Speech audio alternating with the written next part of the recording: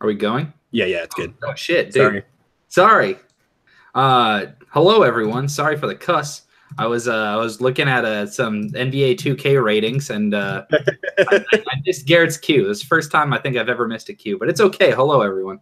Garrett and I are here talking about some wrestling this week. Charlie is in the process of moving, and actually when this gets uploaded, Charlie will probably be carrying all of his stuff out of the truck and into his new apartment. So next time we see Chaz, he'll be in a new location.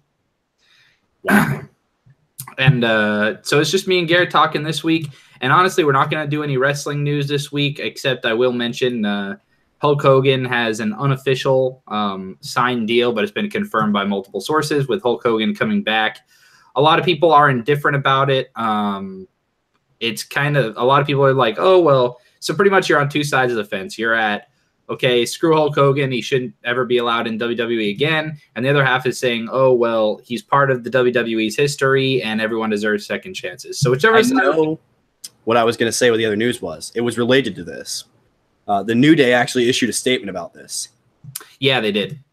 Which was basically what I said, the second one, which was, it was a long thing. Kofi made it up and said, he said, you can't talk about the history of WWE without mentioning Hulk Hogan, and he deserves to be in the WWE. And as for him coming back, it doesn't affect us at all. We're going to keep doing our jobs the way that we have been. And, you know, maybe he'll be able to change our minds down the road. But, you know, right now he's not in our good graces, but who knows? He deserves a chance to prove that he can change. So I thought that was big of the New Day.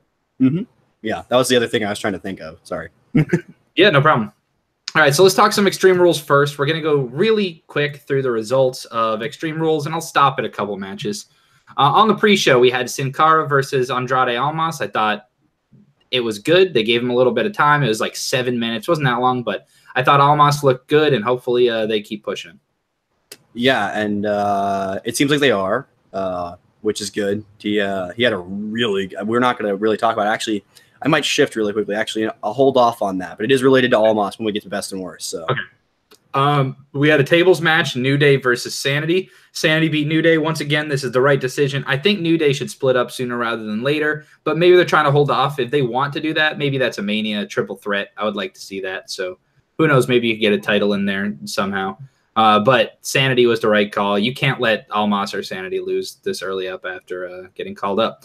We had the Deleters of Worlds versus the B Team, and this was, in my opinion, just a hand extended to Bo Dallas and Curtis Axel for all the good work that they've been putting in over the years. Bo Dallas came in, I think he was like 23 when he first came in, super young. He might have even been 22. And Curtis Axel is known as one of the hardest workers in the company, and they decided to put the title on these two guys. Probably not for long, but I think that's a really nice gesture by the WWE to give him a title, because chances are this might be the only title that either of these guys ever get. And it's cool that Bo was able to beat his brother for it. Oh, yeah. That was my sister, who doesn't really watch wrestling, was actually over for Extreme Rules, and I was struggling trying to explain to her how the two guys that weren't in the ring were brothers. I was trying to figure out how to say that without, yeah. But anyway, yeah, I liked the match. I think it was hit on by, I don't know, Corey Graves or somebody that said that they both have pretty unorthodox tag team wrestling styles, but they worked really well together. I thought they meshed quite well. And I would love to see more out of the B Team, because I've been on board with the B Team since day one, and I really enjoy it. It did get a little stale for a while, but it's just cool to see them, and the crowd reaction was great too. So yeah, it was obvious that it was just a feel good moment. People were just happy for them, and Bray Wyatt and Matt Hardy probably were very happy for them too. Bray Wyatt's still pretty young too. It's kind of funny to think about it. It feels like Bray Wyatt's been around so much longer than Dallas, but they've been around about the same amount of time. Right, yeah. It's funny. Finn Balor defeated Baron Corbin. It was pretty clean. Not really much to say about this match. Yeah, it was good. Baron Corbin isn't always having the best matches, and this was an example where you could tell he put some time in with Finn. They actually worked it out. And when he hits that deep six on Finn, dude, Finn went absolutely. If he had let go, Finn would have been in the crowd. I mean, it's such a nice move. The deep six needs to end more people. But Uh, Asuka lost to Carmella, and so Carmella ended up retaining her championship, beating Asuka again. So theoretically, in kayfabe, Asuka's to the back of the line, but probably not because James Ellsworth got down there. Everyone saw this coming because the shark cage that James Ellsworth was in was super low the entire time. People are like, well, it's never been this low for any of the other shark cage matches, so it's obvious shenanigans are going to happen. But Asuka gave James Ellsworth what was coming to him. Carmella won, but everyone got what they really wanted to see anyway, which was Asuka treating Ellsworth like a piñata hanging upside down in the ring. So that was fun. Yeah. We had the United States Championship match between Jeff Hardy and Shinsuke Nakamura. Now, this has not been confirmed by anyone, by any means, but I brought it up to Garrett before we went live, and Garrett was like, thank God that I'm not crazy, because he was thinking it at the same time. When Jeff Hardy made his entrance down to the ring, it really struck me as Victory Road TNA style, when Jeff Hardy came out against Sting and was blitzed out of his mind, super drunk and high and everything, and Sting basically had to put him out, and it was very sad in the main event. It obviously wasn't that bad, but who knows? Maybe Jeff Hardy was just really demoralized because he was told he was going to drop the belt, or maybe he was actually on something and Nakamura was told to just end it quickly. They pulled an audible, and that's what they decided to go with. Are you seeing a lot of the same stuff? Oh, yeah. I mean, especially it felt, I mean, and in the moment when Nakamura hits the instant Kinshasa, it felt very like when Sting, does a few moves with Hardy, and then he's like, I can't, this guy's going to hurt me or I'm going to hurt him, Right. And he just puts him down with Scorpion Death Drop. But, yeah, I'm absolutely right there with you. I hope Hardy's okay. I hope he's clean. If he is, and he just had like a rough night or something, that'd be the best scenario. But yeah, it didn't feel right. And I really hope for Jeff's sake that it wasn't that, because he won't be around for much longer if it was. Yeah. And I mean, the big thing is Jeff Hardy kept working after the match. So Shinsuke ends up low blowing Hardy before the match starts. And then the ref didn't see it. He low-blowed him like as the bell rang, and then Kinshasa Hardy for the win. And then Randy Orton returned, looked like he was going after Nakamura, and everyone's like, great. Face Randy Orton sucks. But then he turned on Jeff Hardy, and we got some of that on the weekly show as well on SmackDown. So I'm okay with Orton and Hardy, and we'll talk about it when we get to SmackDown, but I'm definitely glad to see heel Orton, not babyface Orton, because no one wants to see babyface Orton. Yeah. Nope. We had Braun Strowman versus Kevin Owens, which for many people was the match of the night. Kevin Owens tried running away from Strowman for the first little bit. Then he ended up pulling out some handcuffs that he had hidden and handcuffed Braun to the rope, and then Braun he snapped the handcuffs and then chased Owens up to the top and chucked him off the top of the steel cage through the announcer table. It obviously had to hurt, but I think Braun and Owens work really well together, and Owens landed on the table perfectly, like exactly how you want to take a bump, and you could tell they had a crash pad in there somewhere, but it still had to hurt, man. It's still a 20-foot drop. You could fall onto a feather mattress, and it would probably still hurt pretty damn bad. So, but I thought this, as far as storytelling, this is probably the best match of the night. Owens is great. People want to like make fun of him for his figure, but could you imagine if Owens had the body of a Roman Reigns, how game-changing it would be? Oh, I mean, yeah. I mean, he would I think almost he would be like probably the top heel in the company, just because, and that's a thing. Like, I think that's something they could do with Lashley down the road if they wanted to, because he's just so massive that you'd just be like, how is this guy going to beat him, Yep. But Owens is still an imposing figure as it is.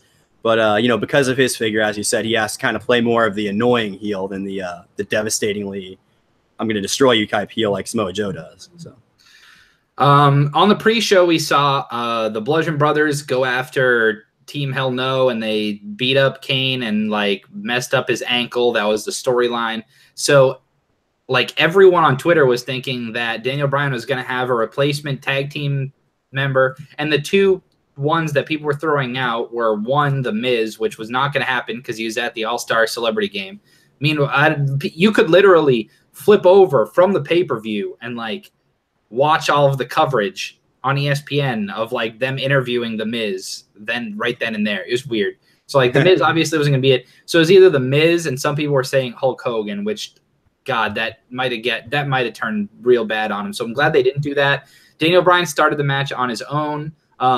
And then Kane ended up coming, but his injury was kind of too much. Bludgeon Brothers got him. And then and then that's kind of it. So it was a way to get the Bludgeon Brothers to win. We all took the Bludgeon Brothers, I think, in our predictions, you, me, and Charlie, which is good because Daniel Bryan deserves better than this right now. And as we saw on SmackDown, it looks like he is going to get something better. Roman Reigns versus Bobby Lashley, the crowd booed out of the building.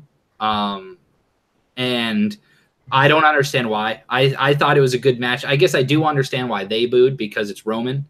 But I thought the match was great. I thought Lashley beating Reigns was the right call.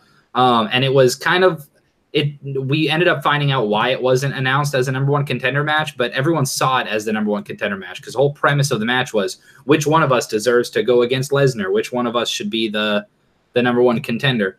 And so it was like, sweet, Lashley's going to face Lesnar at a SummerSlam. But yeah, I thought Lashley going over was the right call. I think this is probably the highlight of the night for me. Yeah, no, it's not the highlight of the night for me. I just there was something on this match that I just didn't. Maybe it was the build that I just couldn't shake throughout it. But like I was watching the match, and I was like, this match is good, and it would be so much more impactful if they had just literally. I mean, Roman has had a feud recently where he was his Cena feud. If you'd have done the same thing you did with the Cena feud, where they're just going after each other because they're the two top guys in the company right now. Other than Brock, I guess, then you would have probably sold me on this match more. But ultimately, by the end, I was like just kind of happy for it to be over and glad that they went with the result that they did. I don't know. There's just something about this match for me. I don't know. Nia Jax faced Alexa Bliss in a street fight, and which is odd because I thought they advertised this as an Extreme Rules match, which, let's be honest, I don't think there's any difference at all. But there's not.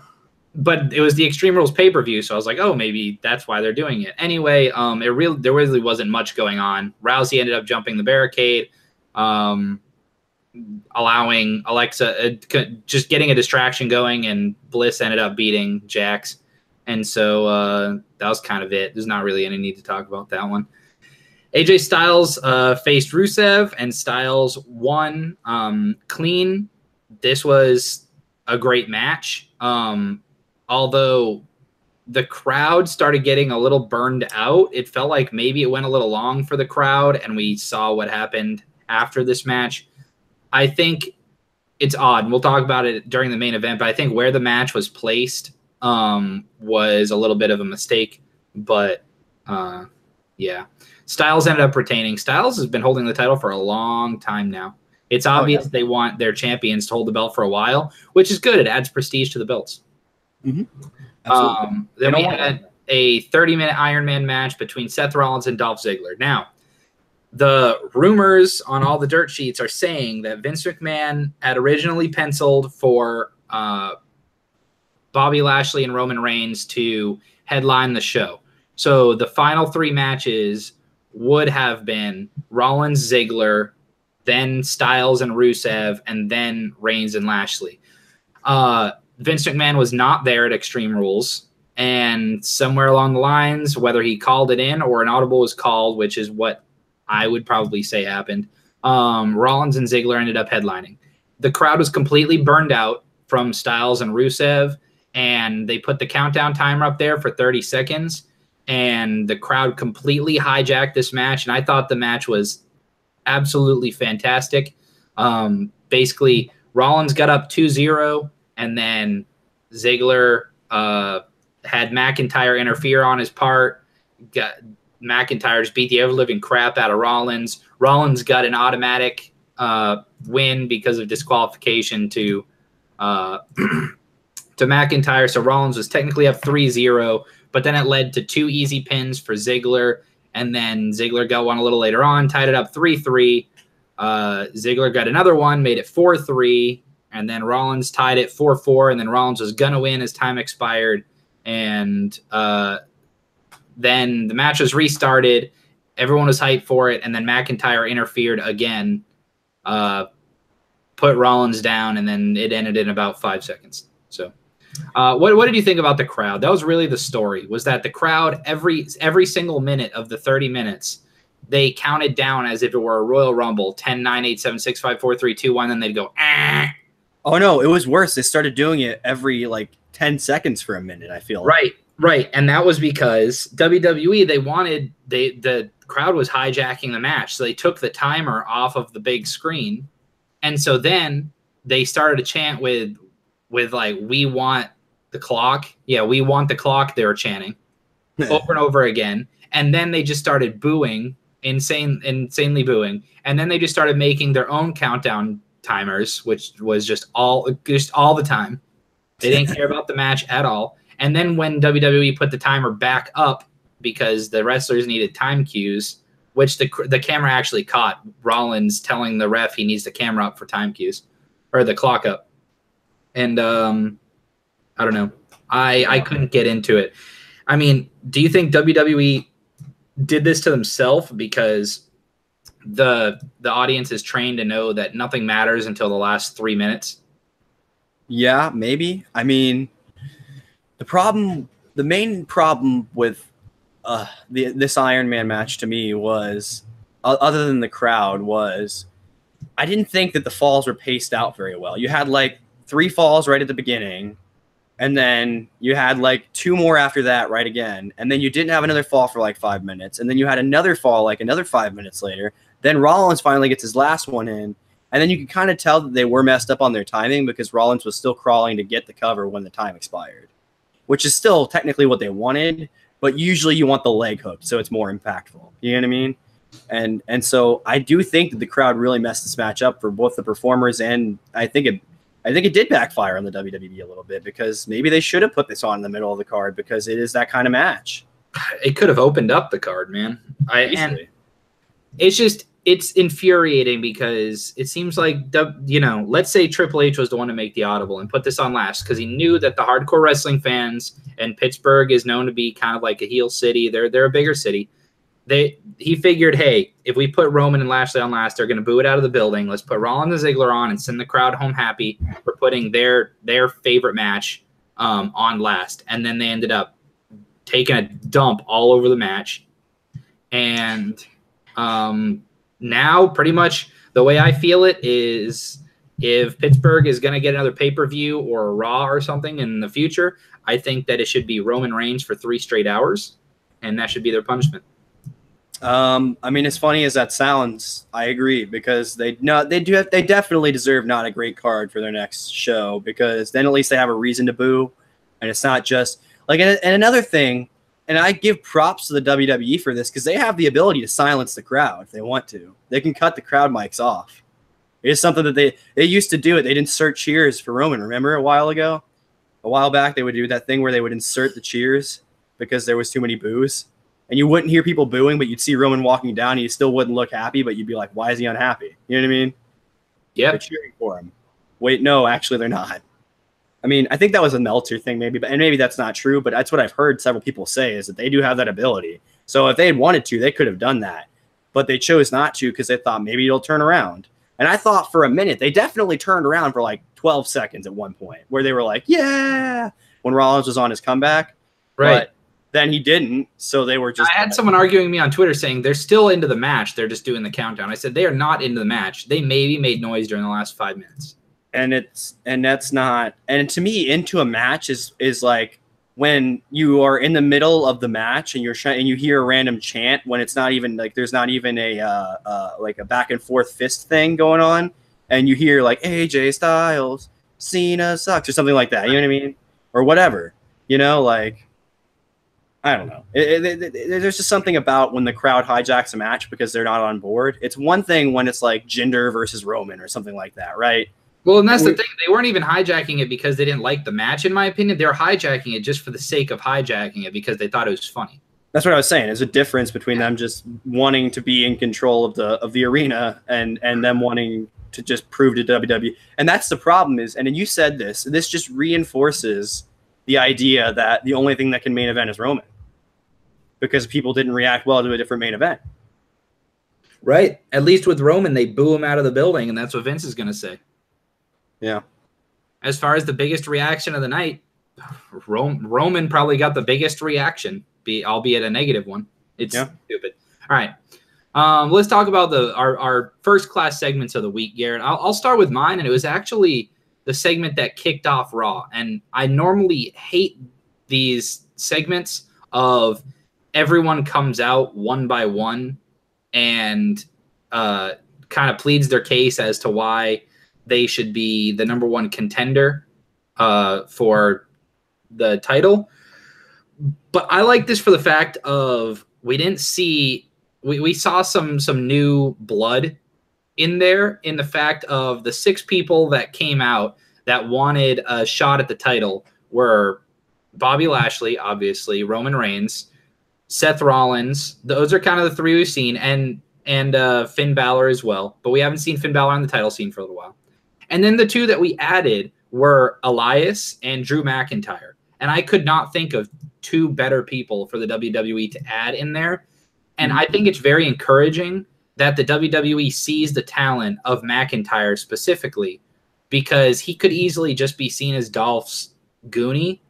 But I think they see the reaction McIntyre's getting, and this was a way for them to throw McIntyre and Elias into 2 high-profile matches just to see how they do. And I thought that they both did really well in their matches. They didn't win, but I think that it's awesome that WWE sees Elias and McIntyre at least very close to that top level, or else they wouldn't have put them in. They could have easily done 2 singles matches. They could have done Lashley against Balor and Seth against Roman and then had the same winners, but they didn't. Right. And one thing about this segment that I really actually enjoyed was I'm pretty sure everybody that was in the 3 matches, except maybe Elias, has had a title at one point or another. Yeah. So it seemed very legitimate to me if you've been following for like the last year and a half and you've watched. I do believe Baron did pick up the U.S. title for a little bit, didn't he? I'm not sure. Baron wasn't in the match. Oh, he wasn't in one of these matches? I thought he was. No, Oh, no, that's right. He was backstage and he got told no. That's right. Yeah, he went to Kurt Angle and he said, Kurt, why do you think Roman Reigns deserves a chance over me? And Kurt goes, because you lost your match last night, Corbin. Newsflash. Reigns also lost his match. That's why Lashley was in this discussion. Yeah. Okay, sorry, I was getting my stuff mixed up. But yeah. All right. But pretty much everyone was a former champion. That's what I like the most. What'd you like the most out of Raw SmackDown? So there was a match on SmackDown this week that I thought, 1, that I wouldn't see for a long time, and 2, I certainly didn't think I'd see on TV.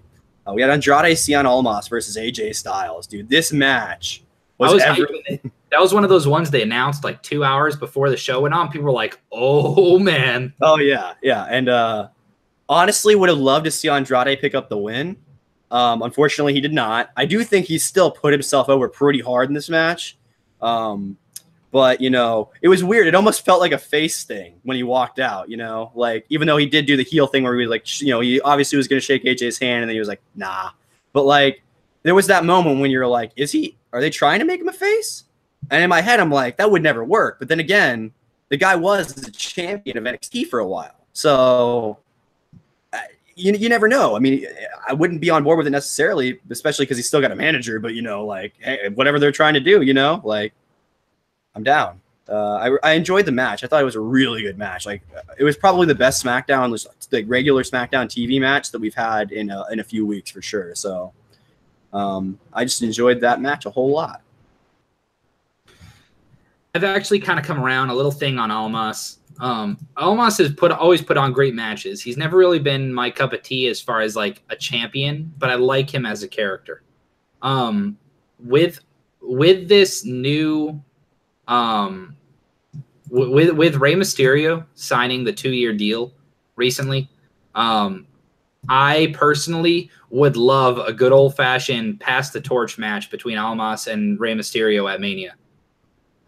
with Almas winning clean, like where it's kind of like a face versus face thing where it's like a Mexican pride where they go in there and he tells Zelina to stay in the locker room and he's going to take care of it himself. And then he actually goes out there and does it. Mm-hmm. I think that would be amazing for him because they know Rey Mysterio is just a rental. He's going to come back. He's going to put on some great matches. He doesn't need the win at WrestleMania when he comes back. He doesn't need to prove anything to anyone, but Almas does, you know? Oh, yeah, absolutely. Okay. So, Garrett, tell me about something that you didn't like, which is funny because it kind of had to do with the thing that I thought was the best segment, but yours is more of a decision-based thing, right? Yeah, I mean, so we had Bobby Lashley versus Roman Reigns, obviously, at the pay-per-view. And then we had 3 triple threats on Raw, or not 3 triple threats, 2 triple threats on Raw to decide who was going to face off to fight Lesnar at SummerSlam. Sorry, I'm all screwed up over here. And you had both of those guys in the matches, I should say. And they both won. So basically, you're running back the almost main event of Extreme Rules, and most likely, or well, no, not even most likely, the main event of Raw next week will be essentially the main event match that they wanted anyway. So to me, that just signals that, and it almost feels to me kind of like maybe Vince wasn't involved in that decision, and maybe this is him sticking his head in and saying, no, I want that match to main event something. And to me, that just feels like, if you're going to run back a match you did 2 weeks ago, it's fine.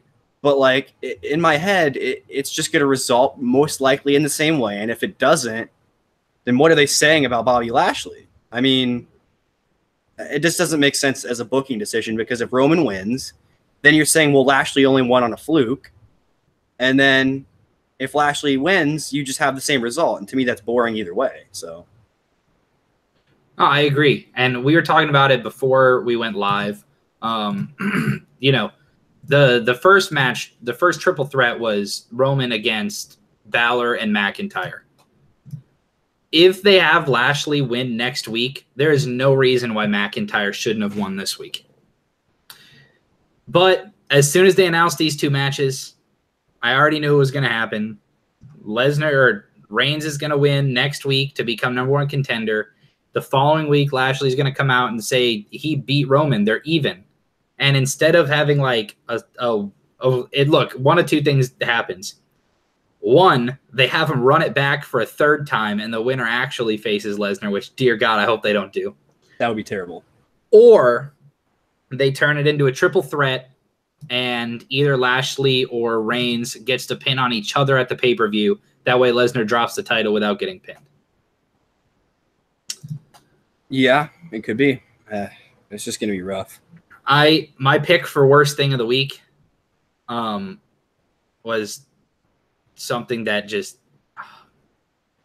Garrett, why do Bayley and Sasha Banks have to be friends? Why is Kurt Angle so obsessed with them being friends? They're not a tag team. There's no women's tag division. You caught what they actually said in the segment too, right? Like, this is going a direction that I joked about like a year ago. And I wasn't joking. I don't want to make this out to be a joke, obviously, but just say it. It's so absurd. With what they announced? What did they announce? Or are you talking about homoeroticism? Yeah, it's not that. That's my issue. My issue is that you have Sonya Deville on the roster. Yeah. If you want to do that, why don't, I don't know, go to somebody who's actually had to deal with something like that in their life. Not that it's a deal or anything, but, like, you know what I mean? Like, I'm trying to not be offensive here, but like, it's just like, I understand where they're coming from, because if you look at the storyline, I guess it makes somewhat kind of sense if you look at it a certain way, but I don't know, I want to get your thoughts on this because this was your segment, but I mean, like, dude, it's just like... think about it, man. Like, in kayfabe, if you were Kurt Angle, you're seriously going to trade away Sasha Banks or Bayley, probably your 2 top workers on your roster? You're going to trade away one of those 2 because they don't get along? Yeah, I know. It's absurd. Meanwhile, Edge and Matt Hardy were on the same roster for the entire time when Lita was sleeping around. Meanwhile, you have a guy who is literally in kayfabe right now being harassed by a bigger dude and thrown off of cages through tables and being endangered, but you won't do anything about that. You won't trade away Owens so that he can be safe, but Right. you'll trade away the two chicks that just can't get along. Yeah. Or not to the two of them, but you'll trade away one of them. Right, you'll trade away one of them. And they did this line, like we were saying, like, I love you. I'll always love you. They're literally they're talking about like romantic tension between Bailey and Sasha. It's like so weird. And then what are they also saying? That it's going to be like a really abusive relationship or something? Because that's all they've done is fight physically. Right. Like what? Is that what Sasha's response to love is? If there was ever a feud where you could literally just put these two girls out and let them beat the hell out of each other every week, this is the time to do it, man. I'll take that every week on Raw. Just keep putting them in matches until the two of them are so beat up that they reconcile. Yeah. That's a good story. Or even don't, and they just stay enemies. That's that too. I think I faded. I think I went off for weird. a little bit, but all right. Something out of wrestling I'm going to touch on really quick. I found a YouTube channel that it's very big, but I just now stumbled upon it. Have you seen the YouTube channel Cut? It's just called Cut. No.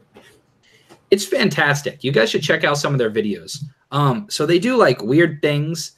So like they have different series. So one of them is called Fear Pong, and they take like it's beer pong, obviously, but they have like tasks under the cups, and you can either decide to do the task that they give you or drink. And they'll do it like with like strangers or exes or like boyfriend, girlfriend, or like mom, daughter. And then another thing that they do, which this is what really caught me onto them. It's like, let's say you were on the show, right, Garrett, and you were like the person that was participating that time.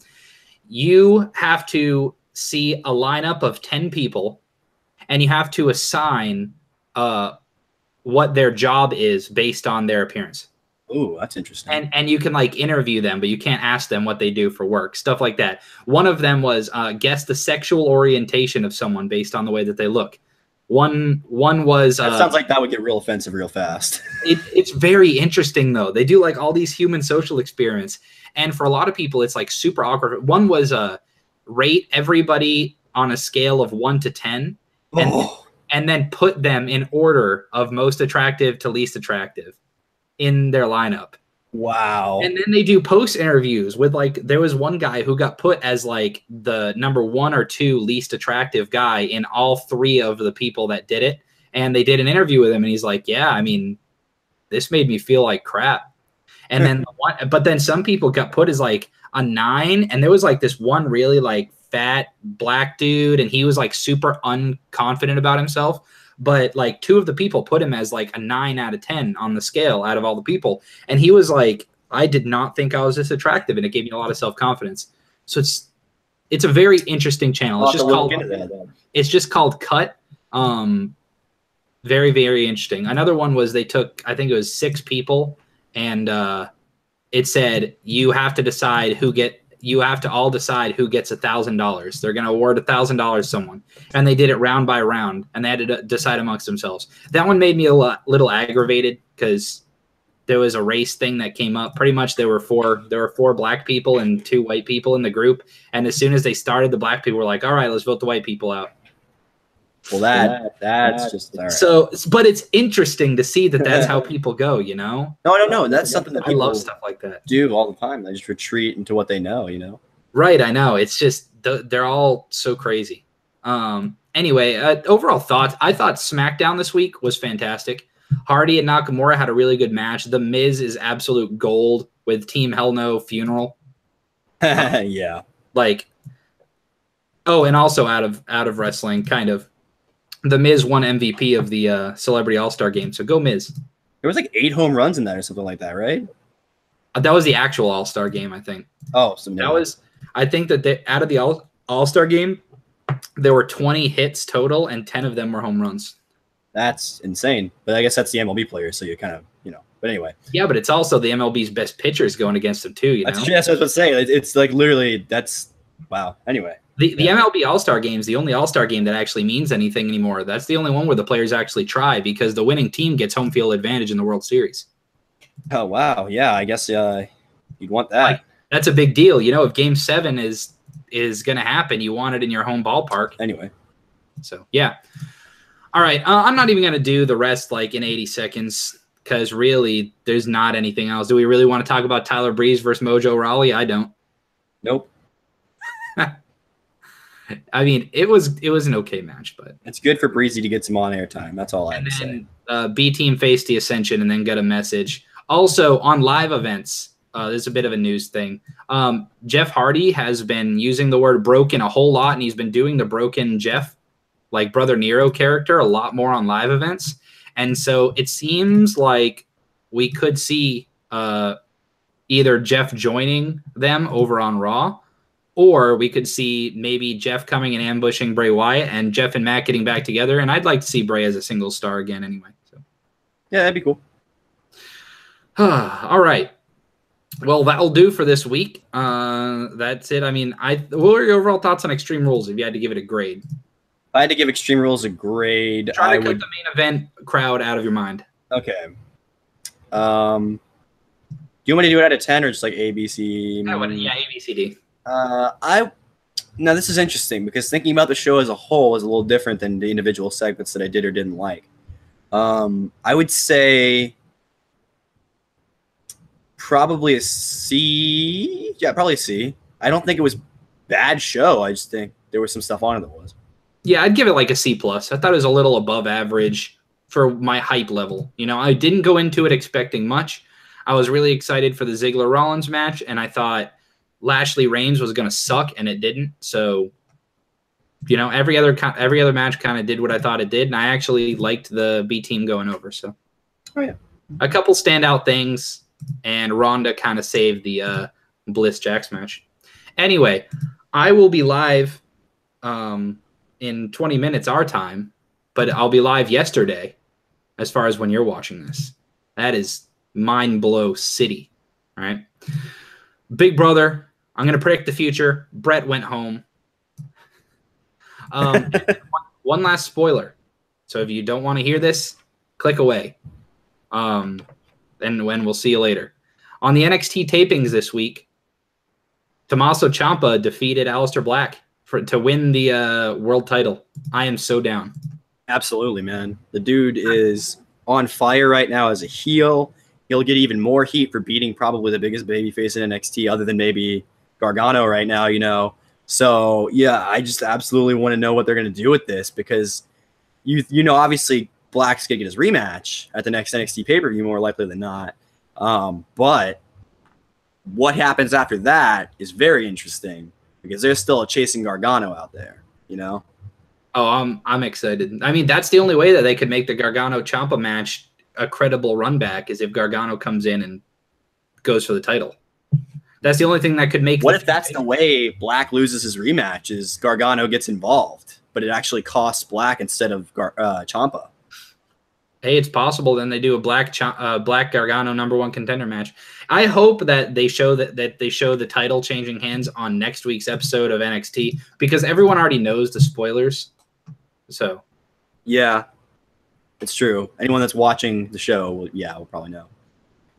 But yeah, it's just interesting to see NXT making moves, man, you know? Making money moves like Cardi B. All right. Make sure you guys like and subscribe. Click the bell so you know when we go live. Put down in the comments what you thought of Extreme Rules, Raw, SmackDown. Tell me that I'm an idiot. And until next time, see ya.